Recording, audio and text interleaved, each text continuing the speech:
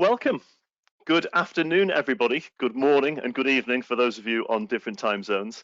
Hope you're all doing really well. And you're most welcome to this sixth session in the Keeping the Dream Alive series by the World Tourism Association for Culture and Heritage, My Travel Research and Low Season Traveller. I'd also like to give a special welcome to all of our World Tourism Association for Culture and Heritage members and supporters. Before we get started, as always, a few general housekeeping rules for you. You'll find that you're all on mute, which is to avoid background noise, but please do feel free to use the chat function and let us know that you're here. Please also send us any questions that you've got for David Tarsh today via the questions function, and we'll get through as many as we possibly can during the session. Common question, all sessions will be recorded and we'll send out links to the recording shortly after each session. We will also release the Q&A from each session as a podcast on the Low Season Traveller Insider Guides podcast series, which you can find on iTunes, Spotify and a variety of other sources. So this is the sixth session in a series of 12 where we're hearing from global experts in the fields of marketing and communications, tourism data, aviation, hospitality and more. So please do sign up if you haven't already to the whole series and feel free to share the links with your friends and industry colleagues. Finally, we can't provide any of these sessions without the kind support of our partners in this series. So huge thanks to all of the partners which you can see listed here on the screen. So let me introduce myself to you. If you don't know me already, my name's Jed Brown and I'm the founder of Low Season Traveller and also the managing director in EMEA of the World Tourism Association for Culture and Heritage.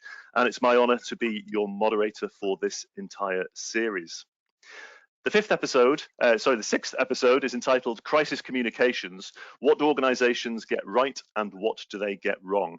And we've got the perfect guest for you this afternoon to learn from in David Tarsh. David has 35 years experience in public relations and communications, during which time he's worked at a senior level with many SMEs, trade bodies and blue chip multinationals in a wide variety of industrial sectors, as well as 5 departments of the British government, no less. In the travel and hospitality sector, his clients have included bench events, forward keys, intercontinental hotels, and Webbeds, the world's #2 accommodation wholesaler.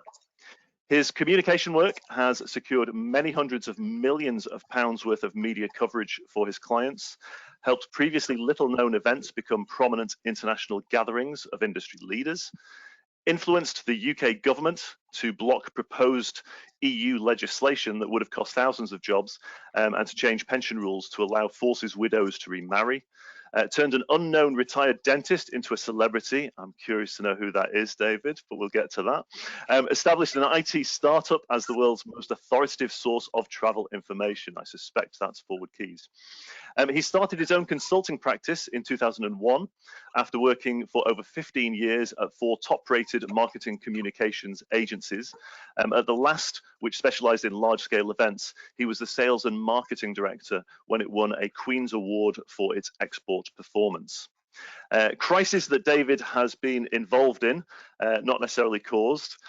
SARS, when he handled communications for the World Travel and Tourism Council Summit in 2003.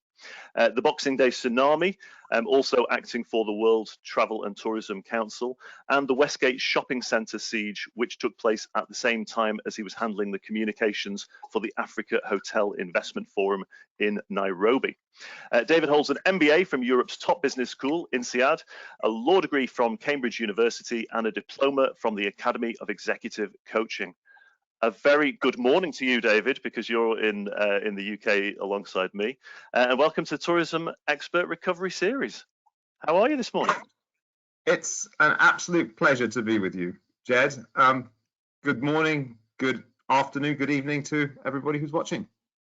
Fantastic. I've got to ask, before you start, who's the dentist? Who's the retired dentist? A chap called Dr. Charles Eugster.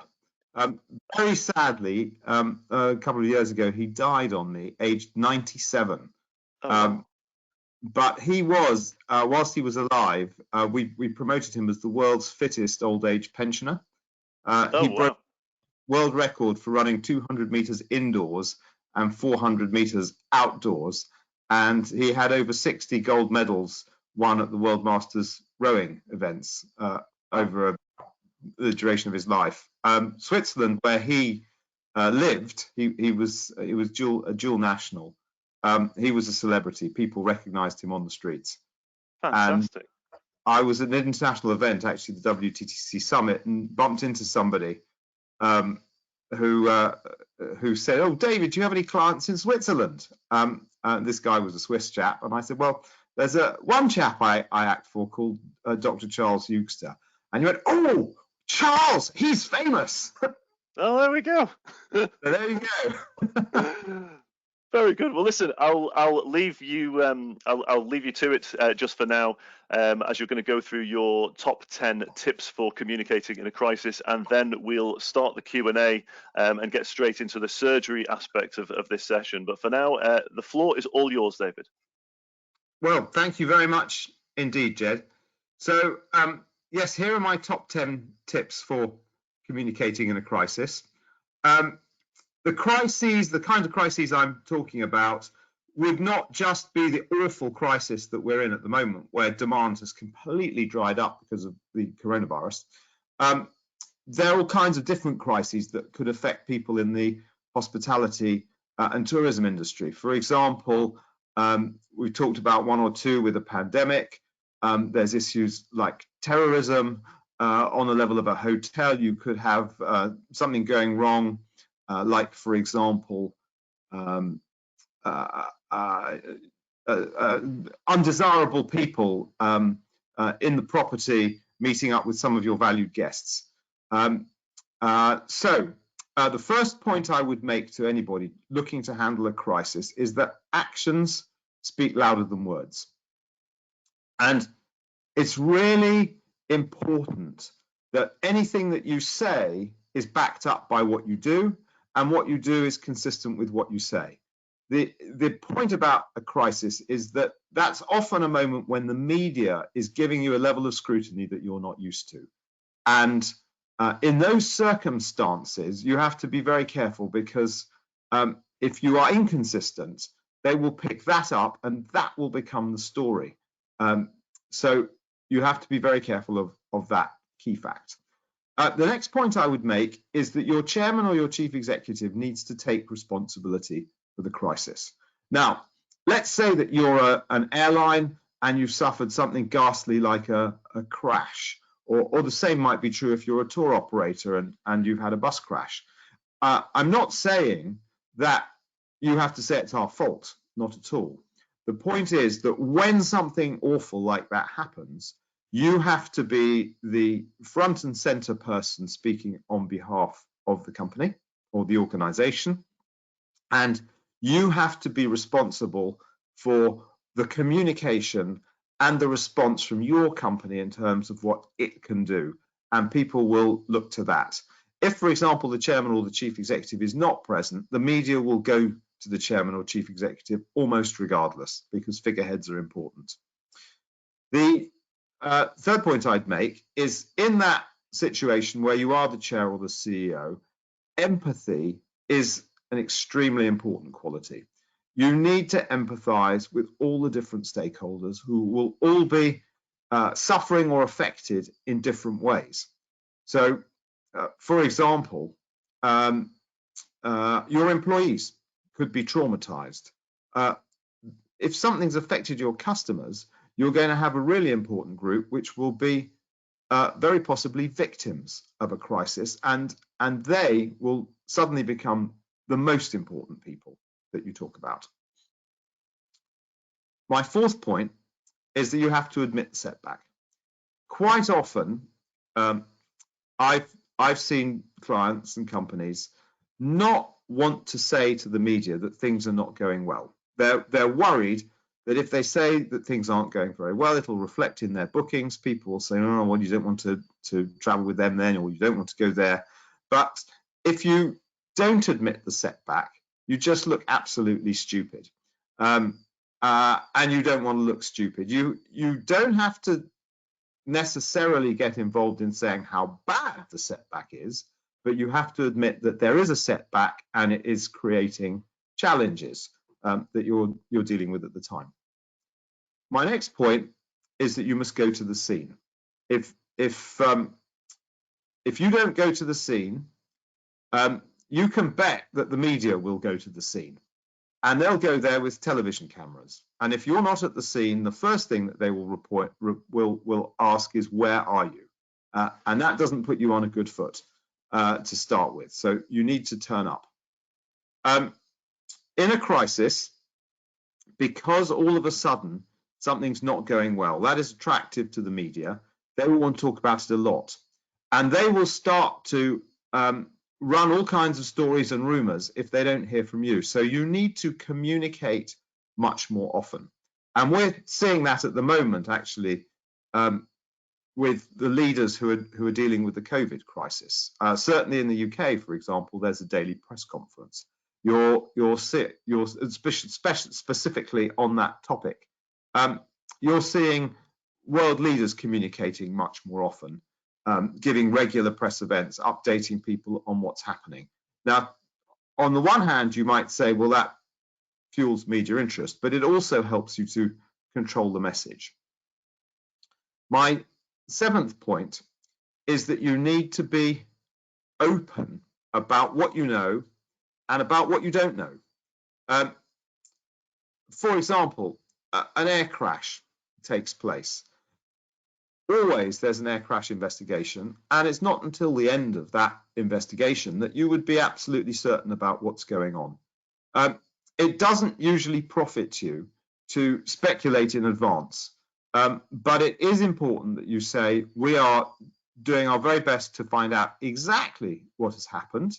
We're talking to the relevant people, and we will let you know when we know, but you don't have to know immediately. My eighth point is quite profound. I say, beware the lawyers. I say that because there are crises where, let's say that I've seen, where companies haven't expected there to be a crisis. Something happens totally unforeseen.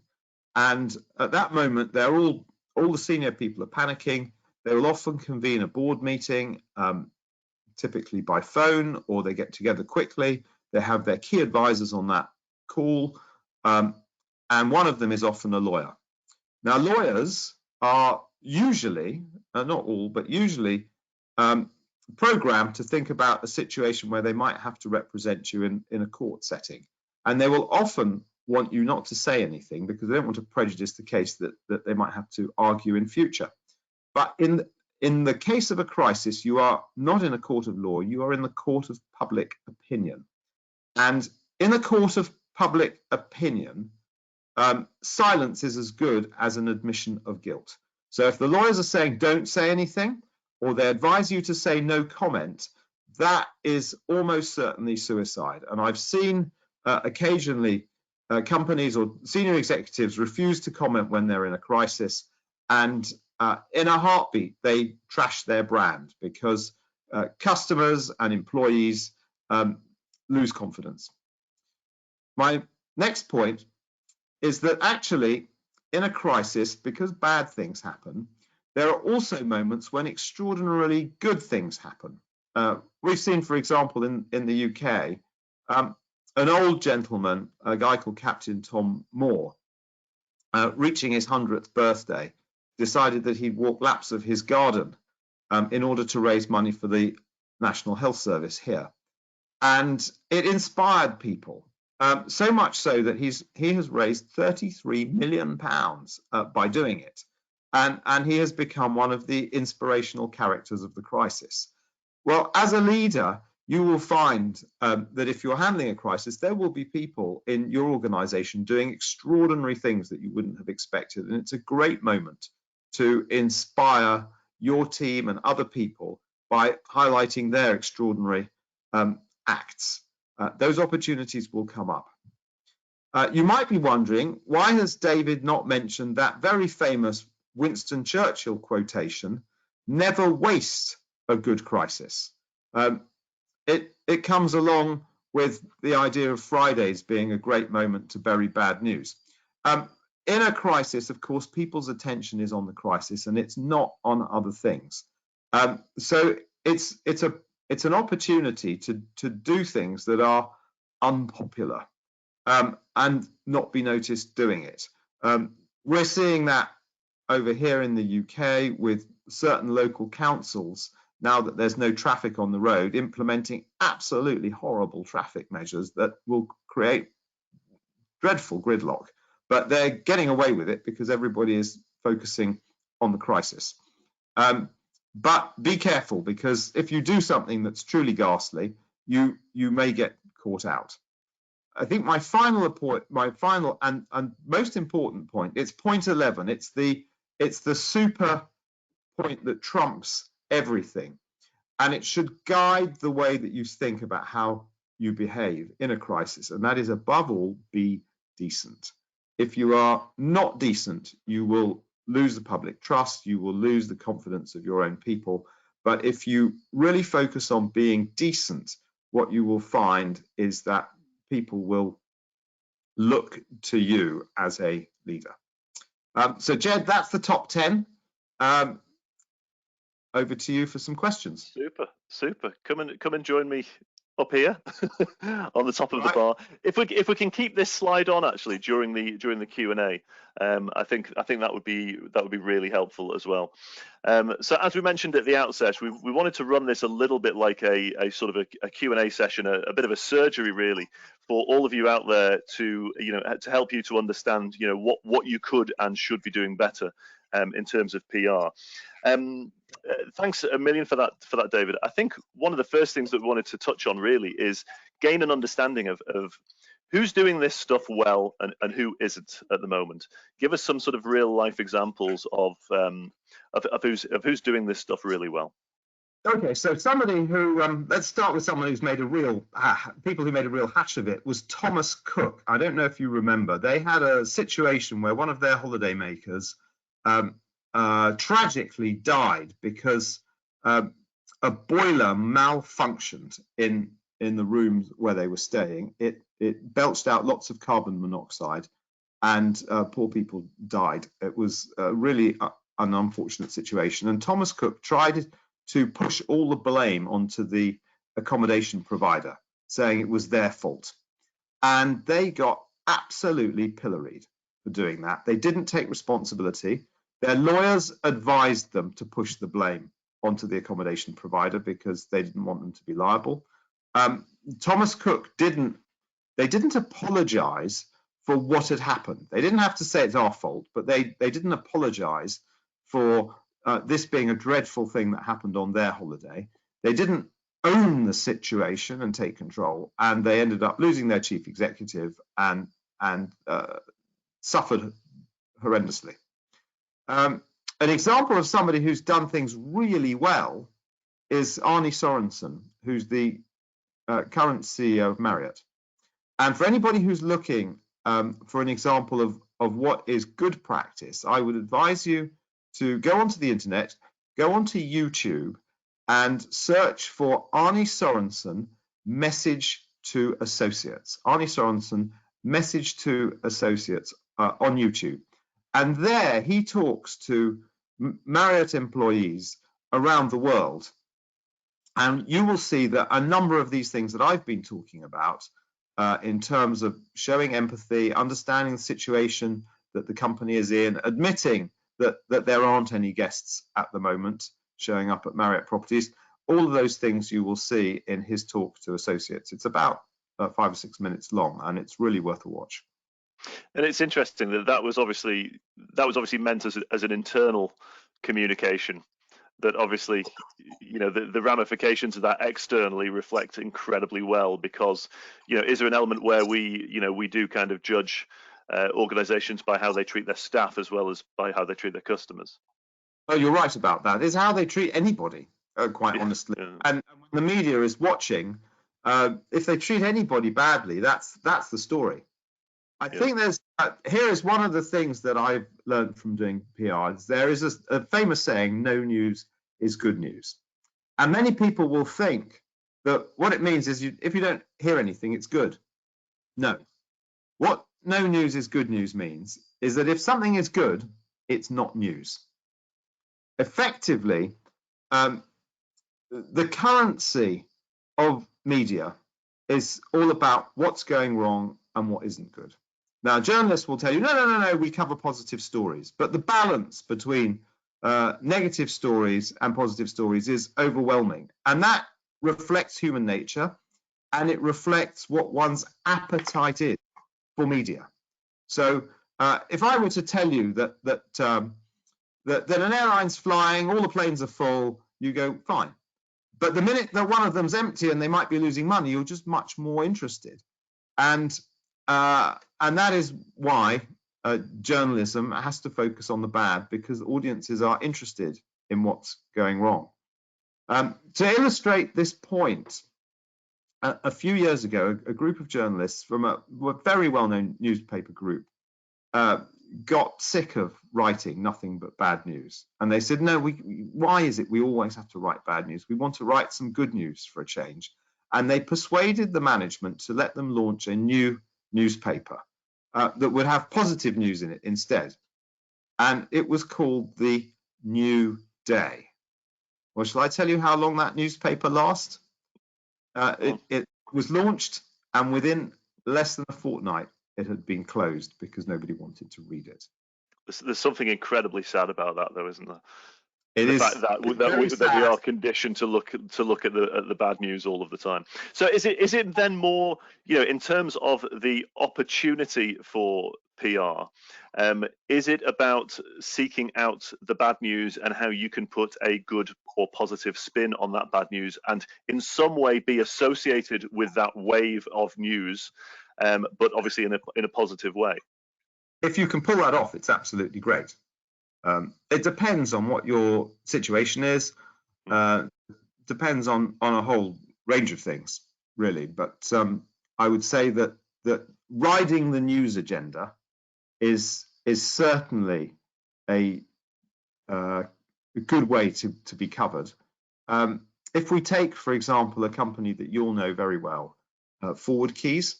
Forward Keys has got the best available data there is on flight bookings. We represent Forward Keys.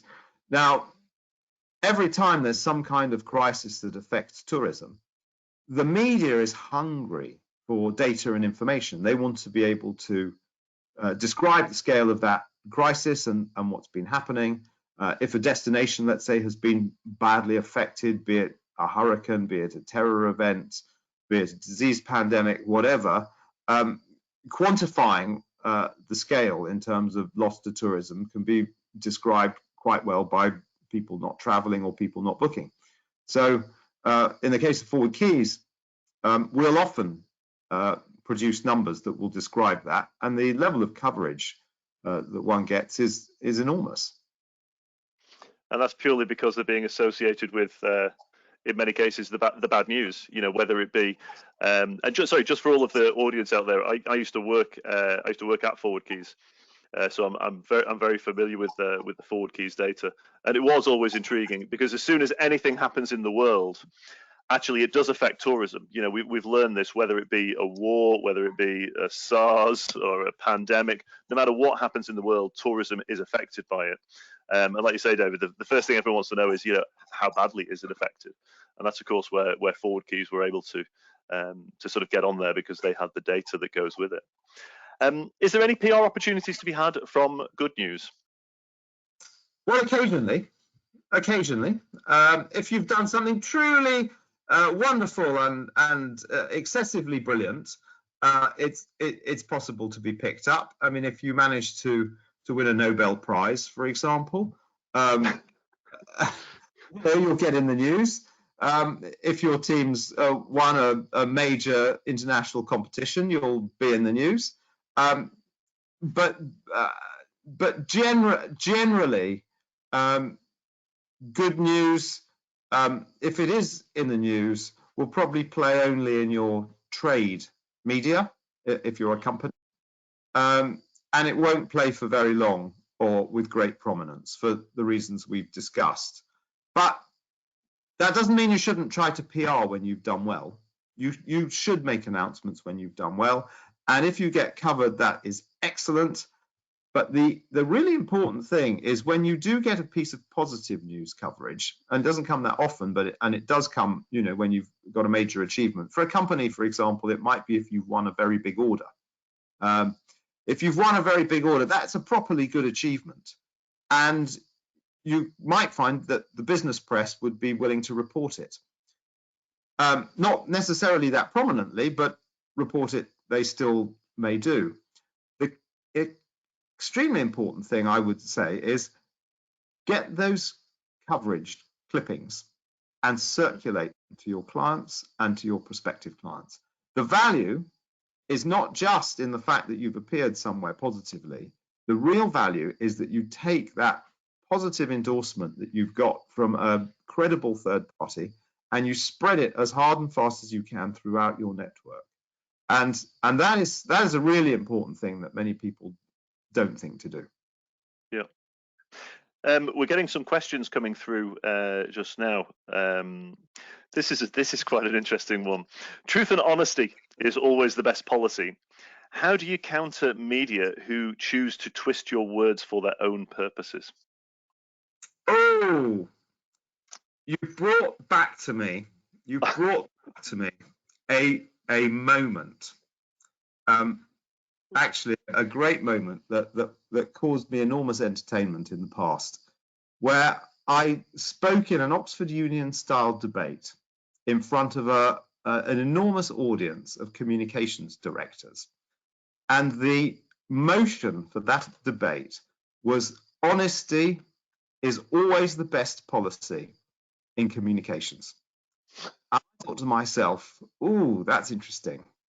And at the start of the debate, I thought that's interesting because I could have some fun here. And at the start of the debate, there was a poll. Hands up, how many people thought that honesty was always the best policy in communications? And we had a room full of PR executives and marketing people. Overwhelmingly, they said that was the case. And then I had the great, enjoyable moment of trying to prove that honesty was not always the best policy in communications. And actually, I had a fantastic time making fun of some famous advertising slogans. Like, for example, British Airways is the world's favorite airline. Who believed that? Or Heineken refreshes the parts that other beers cannot reach. Who believed that? And then there was a phenomenal example of a guy called Gerald Ratner, who had an enormous chain of jewelry stores. And he spoke at an event all about his product and how he'd managed to make quite so much money. And he said, well, the truth is really what we make is total crap. And that comment was picked up, went round the world. His share price dived. He lost his job. So honesty is not always exactly the best policy in communications. The important thing is that you have to be judicious about what you say and how you answer questions. That's really part of the art and part of the skill. Just a little bit more color on this. People will often comment about politicians and they'll say, oh, the trouble with a politician is that he hasn't answered the question. Now, actually, when you're doing a media interview, it's not all about answering the question quite so much as about addressing the question. And if you address the question well, then you come across okay. In fact, if we think about it, I did answer your question just now, but I started off more by addressing it, referencing another event where I'd actually discussed honesty as the best policy. It's very similar, actually. I'm reminded of I was given advice years ago when going for job interviews, as we've all done, and somebody said to me, basically create all of your answers at the beginning, and then whenever you have a question, you just work out how you're going to, which one of your answers you're going to fit in to what that question is. But all of the answers that you're creating are all obviously very much about your positives, about your great experience and everything else. And it's just a matter of making sure that whatever question comes your way, that you choose the right answer that you can frame within some way of addressing that question, but you would have all of your answers prepared to begin with. Because one of my worries, and I guess a lot of people on this call, their worries when they're doing any kind of media interviews is, what if I'm asked a question that I can't answer? And I guess, is that the same kind of advice? Is it you have all of your answers prepared and you make sure that you find one which fits? What I would say to that one is another great saying: fail to prepare, prepare to fail. It's a great saying. And my advice on that one is rehearse. Yeah. Rehearse if you can, with somebody who's going to put you through the pressures of an interview, because actually that's going to help you answer questions that you're not expecting and be ready for that interview. And it's the rehearsal that's really the most important thing of all. There's often going to be a curved ball question, and the skill is knowing how to deflect it. And if you've rehearsed, then that will be possible. I could tell you a story about a situation that I had, which was all about rehearsal. A few years ago, the Tanzanian government decided that what they wanted to do was to put their stockpile of ivory beyond use, and very important for the whole debate about poaching and for the trade in ivory. And what happens is that if you're a place like Tanzania, elephants die and you collect their tusks, and actually it's all quite valuable, and you end up building up a big stockpile, and it's valuable. So you might think they want to sell it, but then of course that fuels the ivory trade, and then elephant poaching, and then people don't come to the country because there aren't enough elephants to see when you're on safari. So it's a huge issue. Anyway, they decided that they were going to put their ivory stocks beyond use, and they wanted to do it at a big international conference that was sponsored by the Prince of Wales in London. And they came over to London, and at the last minute they suddenly thought actually they should be trying to get some media coverage for this, and I was asked to help them out, which was a great pleasure.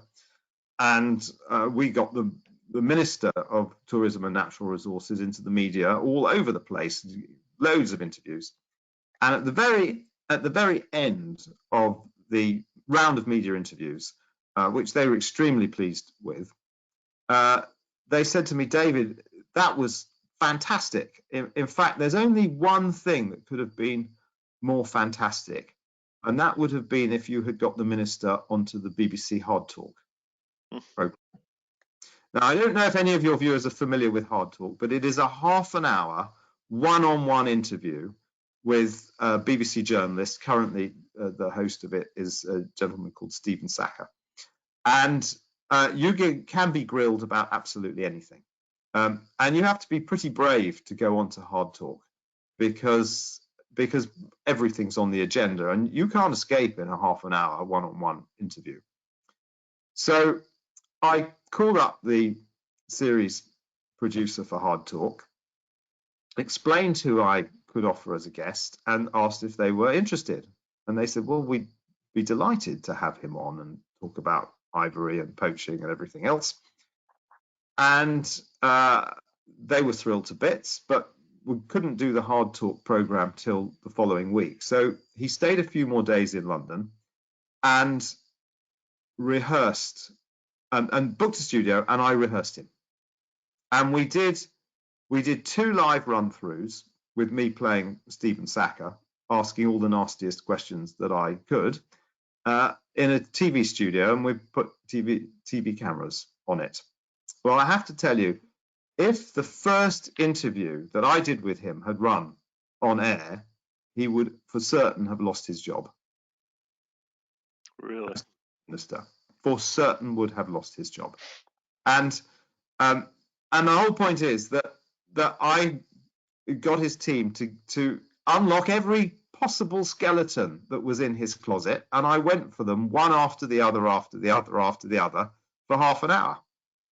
And not surprisingly, in that time, he made a few slip-ups and said things he shouldn't have said. But when it came to the real interview, he didn't make slip-ups and he didn't say anything he shouldn't have said. And the consequence was that a lot of people said it was a brilliant interview. Yeah. Prepare to fail. The answer is to rehearse. Love it. Got a great question here from Alistair Henchman. Do you manage a crisis caused by your business differently to one caused by external forces such as COVID-19? I think that's a really good question. The answer is that you have to take more ownership if it's being caused by your business. You have to take more responsibility, and there is much less chance to deflect. I was acting for a very big wholesale tour operator at one point where there was a bus crash, actually. And the first anybody heard about this bus crash was that it was a group of Japanese tourists. And NHK, which is the BBC of Japan, one of their journalists rang me up and said, I'm calling you about your bus crash.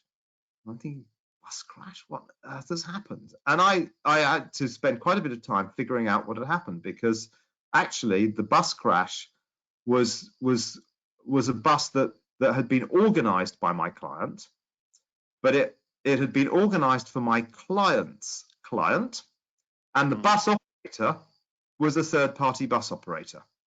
So actually, my client, the wholesale tour operator, was really just an organizer in the middle. But what happened was that NHK turned up in the foyer of their offices demanding an interview. So we had to act very swiftly, and the managing director, I arranged for the managing director to go down with a statement, talk to the media, to say immediately that we were aware, we sympathized with the situation, we were doing our absolute best to find out the details, and that was about as much as we knew at the time, but we fronted that up as quickly as we could. Subsequently, having discovered the details, we were able actually to pass all the media inquiries on to both the tour operator, who was the client, who we'd taken time to brief, and also to the bus company that ran the bus. And actually what happened was that my wholesale tour operator then had no more PR to worry about. So we successfully deflected attention elsewhere. Now, if they'd been running and operating that bus, we couldn't have done that. We would have had to front it up a lot more about the investigation that we would have been running, and what we had discovered. But yes is the answer. You can handle it differently, but you still have to own it in the moment, and you still have to show up in front of the media. Yeah. Question here from Kevin Murphy. Good afternoon to you, Kevin. Oh, it's just flicked off. Hold on. Sorry. In the context of COVID-19, what different approaches are the best direction for hotel operators, hotel owners, NTOs, and associations? Well, I think the best answer I can give you on COVID-19 goes back to I'm reminded two gurus of the industry on this one. One is Bill Marriott at the time of the SARS crisis. And I don't know if you remember, at the time of the SARS crisis, travel across Southeast Asia absolutely dried up. And it also coincided with worries about terrorism post 9/11. It coincided with a recession, and it also coincided with the Second Gulf War. It was a disastrous time for the industry. And I can remember what Bill Marriott said to the whole hotel industry and the policy that he was implementing. He said to everybody, close all the lower floors and upgrade all your guests and give them a better experience, because you can afford to do that. It's a sensible way to operate in these moments, and guests will thank you for being treated more nicely. That was his advice. Something even more profound I got from a gentleman called David Mongeau. David is former hotelier. He then became an investment banker. He started his own investment bank, and within 18 months, it got to the number 2 in the deal rankings behind UBS. He was so good at deals and investment banking. He now invests in hotels, and he's got an hotel asset management business with, I think, about 3.5 billion of assets under management. And he was explaining to me about how to make money in the hotel industry. And the absolute key to making money in the hotel industry is that recessions, he said, look, recessions come along. You can't avoid the fact that there will be a downturn at some point. And the vital thing is, when the downturn comes, you should close your hotel. Take that moment as the opportunity to refurbish it and upgrade it. It'll take you about as long as the recession to do all the necessary work. But when the upturn comes, you've got the nicest property in your category. And with the nicest property in your category, people will want to book it, they will want to stay there. And then you ride that upturn as hard as you can with the best property in your category until the next recession comes along. As sure as anything, it will. And then when you get to that next recession, you do exactly the same thing again. You close it, you upgrade, you refurbish, and when the upturn comes, you ride that next upturn. So what should the tourism industry do at this moment? I think the truth is we haven't got any clients, and it doesn't look like clients are coming. So going mad trying to win the few clients that are out there is probably a fool's errand. The smart thing to do now is to think about all the measures that you can take to look after your guests when they come. And we're seeing some of the big companies doing exactly that. They're reconfiguring the layout of their restaurants. They're rethinking how their destinations work, what they'll do for when the place reopens and you can have guests with social distancing. And they're thinking about taking initiatives to make the place better. I know, for example, that Radisson is currently working really hard on new signature dishes for their restaurants in Africa. I mean, that's a really smart thing to do. I would say this is a perfect moment, if you've got outside space, to think about building a retractable awning if you haven't got one. You know, outside space, when the weather's nice, you want to open it up, use it to sell food.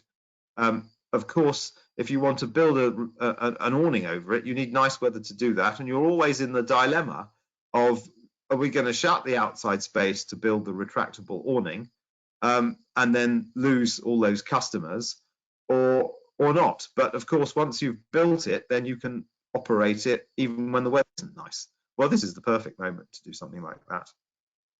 Yeah, it's a golden opportunity, isn't it, right now? Well, it's also, I suppose, in fairness to the industry, Jed, I'd say it's a moment where you have to be brave, because you're going to be doing it at a minute where you've got no guests, no revenue, and you're going to have to take on debt probably to finance it. So you're going to need to be brave. You're going to need to have backers who are going to say, I like that strategy. But I think one has to think that in tourism and hospitality, one's playing a longer game. You know, there's going to be next year, there's going to be the year after. And actually, this could well be a moment when you'll be able to find the contractors at a cheaper rate because companies are not quite so busy. And you'll certainly find finance at a great rate because interest rates have never been so low. And you might also be able to find that governments will underwrite or back those loans. So I would say this is the moment to be brave and to be investing. But it's tough to think. It feels counterintuitive, doesn't it? But of course, you know, for all the reasons that you're giving, it's absolutely the right thing to do. But it does take guts, doesn't it? It takes guts, but you know, this is why I quote the people who I do, who have made absolutely tens, if not hundreds, or in Bill Marriott's case, probably even more, millions of dollars in the hotel industry. And they figured these things out. Yeah. Super. Great question coming up from Greg Girard. Good to have you with us. If media is prone to be attracted to negative news, then is there a case study of marketing good news under the guise of bad news to generate media coverage with positive results? And that's from Gug in Canada. Oh, I'm scratching my head.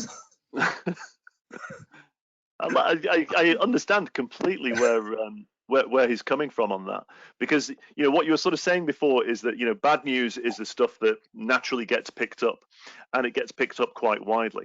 The natural thing to think is is there anything we can kind of do as under that kind of a guise, but is actually going to reflect really positively on us, that could really get taken up? Well, I think that there are times, I mean, Jed, you're right. You want to try, if you can, to present something positive in the moment where everything is negative. Absolutely. If you were the hotel, about to launch your new restaurant with your new signature dishes and your all of that, for the minute that things open, you might be able to get some media coverage, because the day that the industry is open, the opening up will be on the main news agenda. And if you can talk about something inspiring and different that you've got ready for that moment, you might be able to catch some journalist interest. So yes, you want to try to do that if you possibly can. But don't believe that you're going to get lots of coverage from it. But you might get the piece of coverage, the one good article that you're then able to use to merchandise yourself. So it's definitely the right thing to try to do. You just have to be aware that mega coverage on it is perhaps tougher. Yep. Another question here from Tony Hallwood. Hi, David. Having been responsible for PR at 2 UK airports over 14 years, your top 10 tips are very accurate. Having faced the TV cameras on many occasions, your preparation points are critical to show confidence and that you're in control of your subject. However, your point about good news is underplaying the opportunity that travel businesses have to promote themselves, especially where they can deliver new products, economic value, and jobs. One comment that resonates with me is that many CEOs are unwilling to face the camera as they fear failure and embarrassment. David, keep up the great work. My question relating to embargoed news: how soon before general release would you give any exclusive interviews?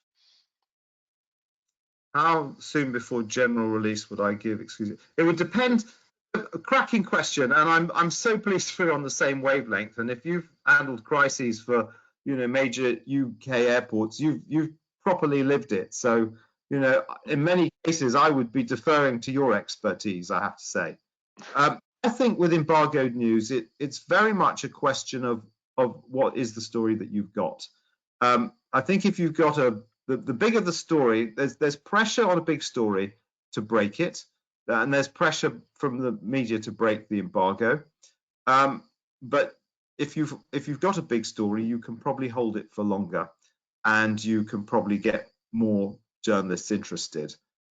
If you haven't got such a strong story, you can't hold it for so long, because their interest will pass. I think that's my experience. The only thing is, I would say I'm never quite sure on any story that I'm handling as to how interested the media will be. There are moments when I've got a story, I think it's terribly good and interesting and ticks all the right boxes, and I find journalists aren't interested in it. And then there's occasionally a moment when actually something that I don't think should ever have the right to make the news gets their interest. And it happened recently, actually, to me. If somebody says, what's your absolute cliche of something that is not news? I would say it's when you as a company launch a new website. I mean, it's new, but it's highly promotional. It's all designed to promote your business. And I would say that's my cliche example of something that you're doing that probably journalists won't be interested in. Companies launch new websites every day. There's nothing groundbreaking in it. It's purely promotional. Anyway, I had a client who did launch a new website. And I said, well, fine, we can put a press release out, but don't expect much coverage. And lo and behold, 5 different trade media all covered it, and I was wrong. So you know, it's right to live in hope. Play. Love that. A couple of other questions coming through. I love this one because this reminds me of many politicians actually spring to mind as well. If your CEO goes off script when faced with media interrogation, how do you bring it back on track? Oh my God, that's a real challenge. I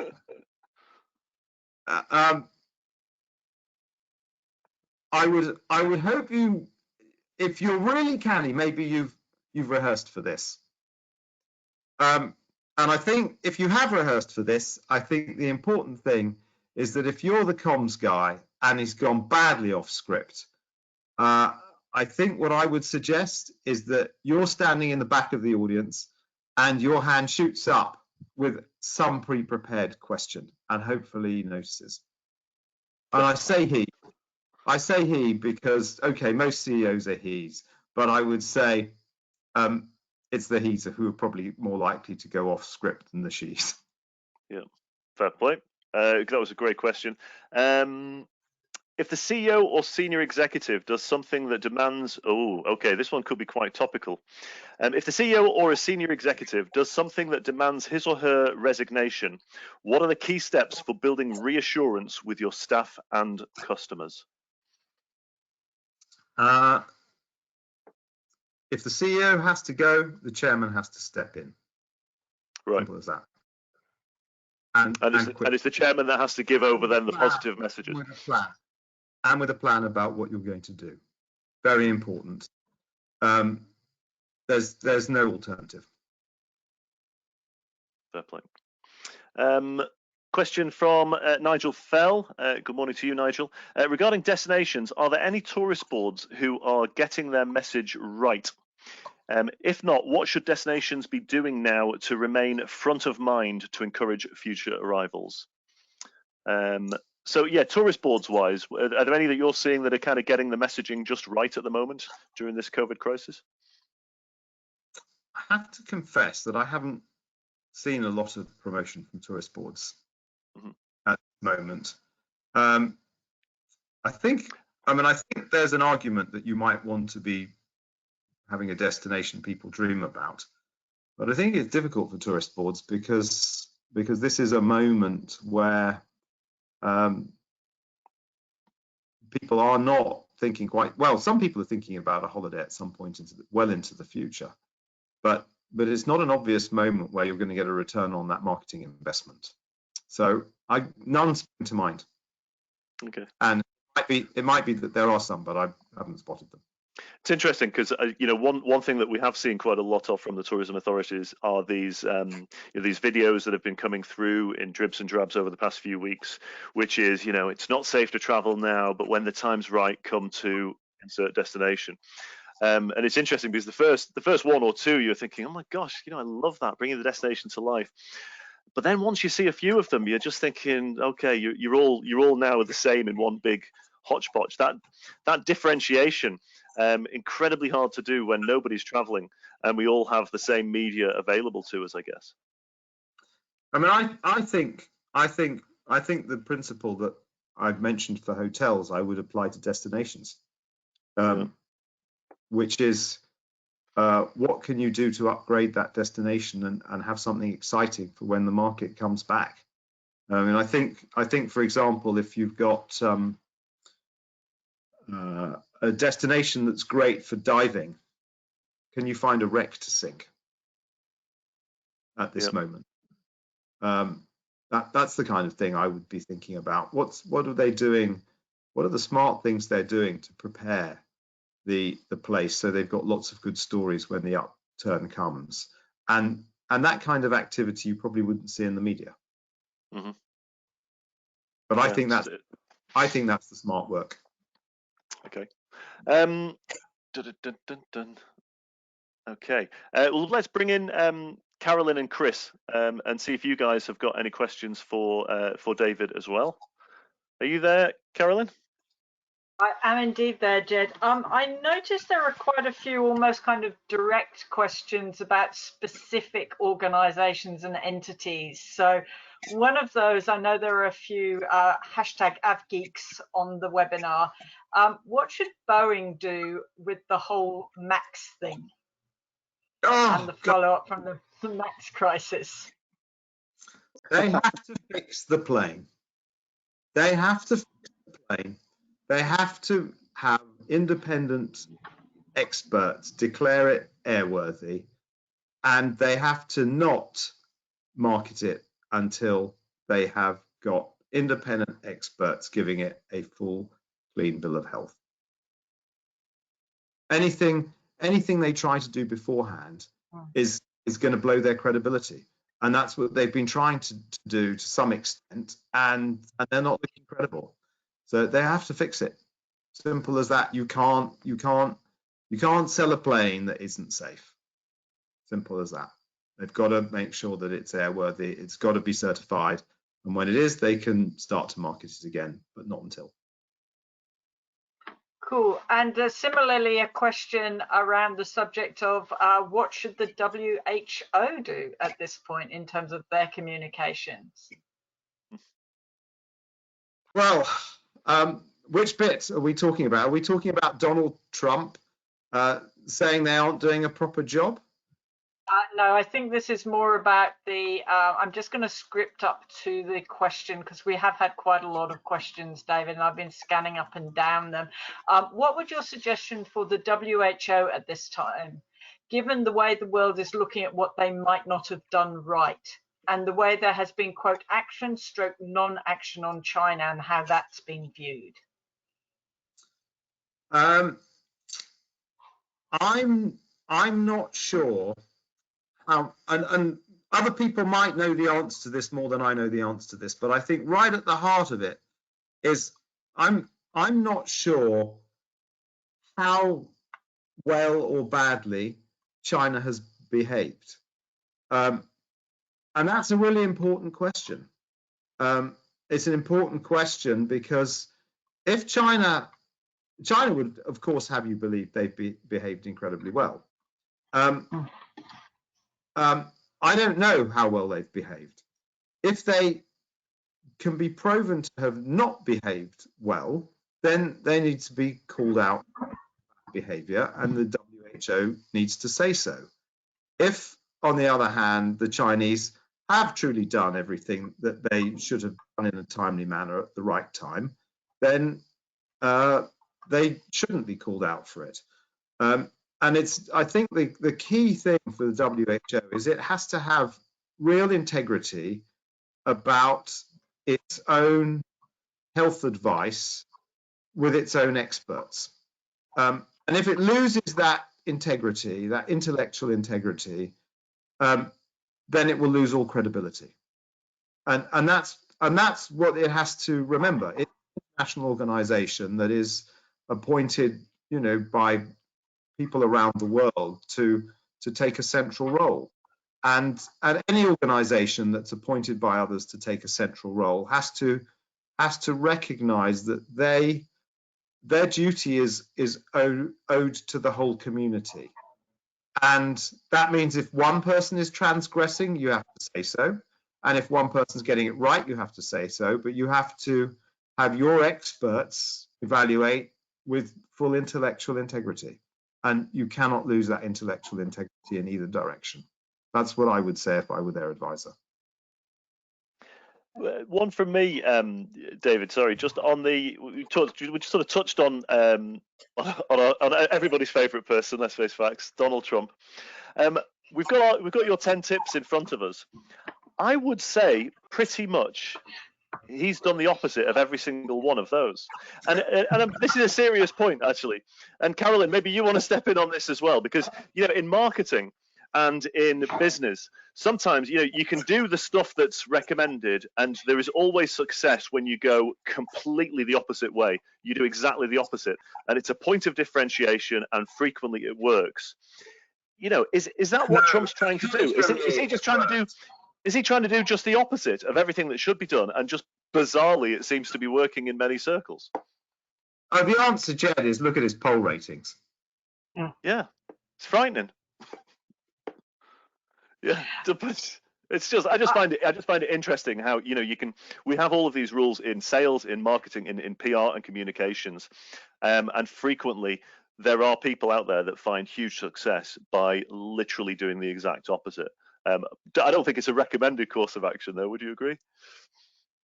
Oh, well, if I could add to that, Jed, I think this kind of nicely links David's topic to one of the things we talked about last week, which is knowing your customer. And I think you have to remember that if you look at who Trump is talking to, he's talking to two audiences in two different ways. And one is his base. And his base, absolutely, he is speaking to them and engaging with them. And the other audience he's speaking to is almost equivalent to human clickbait, which is the more people outside his base are outraged, the more it validates the belief sets of his base. So I think that's where the understanding of the customer psyche and the way that we process information and beliefs. We're very, very prone. There's been a lot of research done on what happens when Trump's base hears him do something that they don't like. They are now so attached to him as their spokesperson, they discard the beliefs. They do not discard him. So that, again, I think when you look at who he's talking to, he is absolutely talking to his customer base. I think, to be fair, I think he's been following number two, has he not? We've seen quite a lot of the chair or the CEO in that context, but I might kick it back to David at that point. I think your analysis is very, very cute, Carolyn. I mean, there's the question that he talks to his own base and he's reliant on them to get him re-elected. And I think in looking to blame China and blame the WHO, he's pursuing a well-proven strategy of leaders, which is if you can pick a fight with somebody external, that normally helps your ratings in the polls. And one of the best examples I can think of that was I don't know if you'll remember the Falklands War, when Margaret Thatcher took the UK to war against Argentina over the Falkland Isles, which a group of Argentinians occupied, and the UK government sent a task force big naval task force to go and get the islands back. And she did tremendously well in the polls after that, by picking a fight with somebody external. And I think Donald Trump's certainly trying to do that. Deflective strategy, isn't it? I think there was a question that I want. Go on, David, please continue. The situation, which is, one of the things that one does in communicating, if you can, is to reframe the situation. So if he can reframe this as the US versus China, with China being the bad guys, which plays to his agenda, he'll do so. That's why he wanted to call it a Chinese virus. Here's one for you, David. Go on, Chris. Oh, sorry. I was going to say, if the CEO is not up to the task of communicating in either a proper or an efficient manner and runs the risk of further damaging the situation or the company's brand or image, what do you do? Sack him. Okay. I mean, let's look at Thomas Cook. I never get the chairman in again. That's what Ratner's jury did. The CEO has to be the top salesman for the company. That's what BP did with Tony Hayward over the Gulf oil crisis. In all cases, the CEO went because he screwed up on comms, sadly. In all those cases, might have been a very competent manager, screwed up on comms, cost of doing business. You're right. Really tough. That's what happens. Fair play.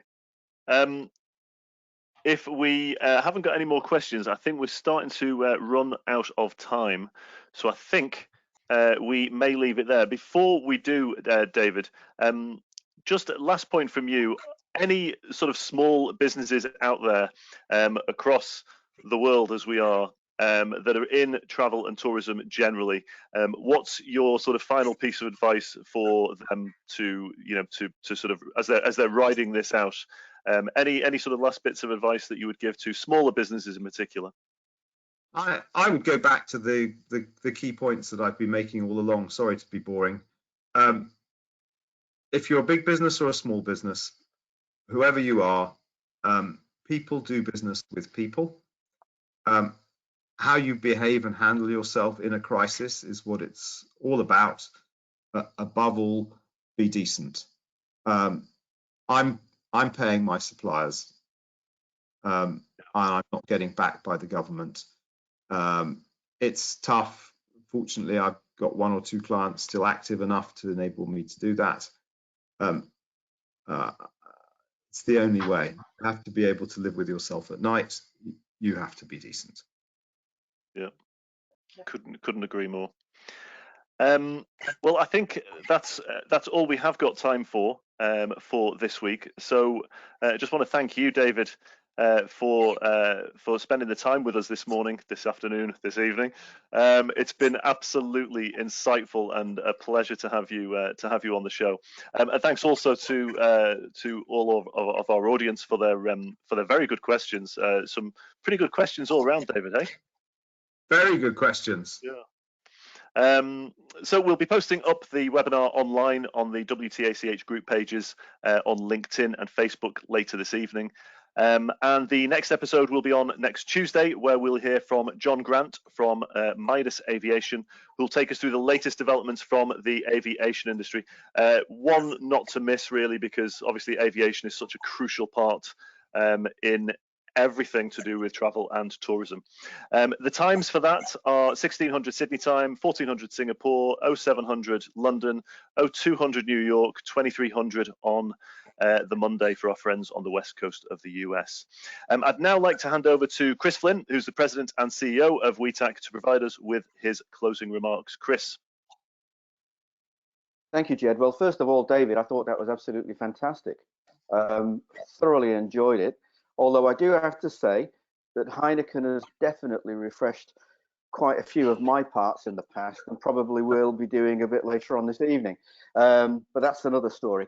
But it was really, really great. It's fantastic to connect, and I do thoroughly appreciate your support for what we're trying to achieve here with the series, and I'm very, very grateful for that. So hopefully we will be in touch in the very near future, and who knows, we might do this all over again. So I do thank you. Thank you, Chris. It's been a pleasure. It's been great having you on. Really, really have enjoyed it. Thanks again there to David. Thanks to Chris. Thanks for all of our supporters, for which we obviously couldn't do any of these sessions. And that's it from us. We will see you on Tuesday. I've been your host, Jed Brown of Low Season Traveller, and the producer has been Carolyn Childs of My Travel Research. Have a great rest of the day, everybody, and we shall see you all next Tuesday. Thanks a million. Thank you.